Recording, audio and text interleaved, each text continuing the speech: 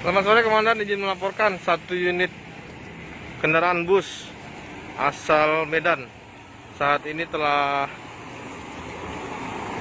dihimbau untuk balik kanan sesuai dengan permen dari Kementerian Perhubungan, bahwasanya untuk mudik dengan membawa penumpang itu dilarang.